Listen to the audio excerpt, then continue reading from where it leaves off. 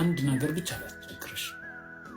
50,000 ብር ላኪልኝ ለሆነ ነገር ፈልጌ ነው። ከዛ እዚህ ሀገር ላለ ሰው እኔ ብሩን ሳገኝ ልክልሻለሁ። ለሱ ለአንተ እኔ 50,000 ብር ማስገባልህ ውሽሜ ነክ፣ ፍቅረኛ ነክ፣ የእናቴ ልጅ ነክ። ቀላል ስለሆነ አይ ቀላል ነው አልሽኝ ማለት 2,000 ብር በጣም ቀላል ስለሆነ አንቺ እሱን ቢያንስ በ30 ቀን ዘንጠሽ ታመጫዋለሽ እና እኔ ደግሞ ከ30 ቀን በኋላ ትፈልጊያለሻለሁ። ለምን ፈልገው ነው 50,000 ብር?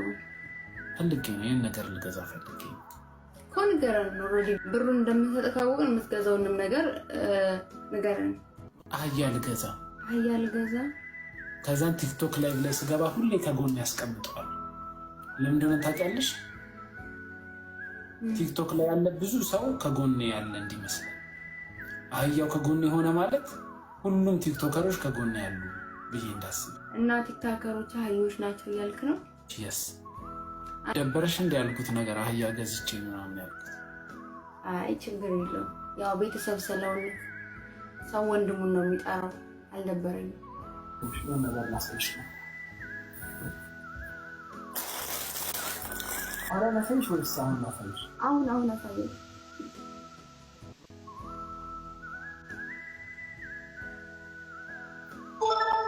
አሳይሽ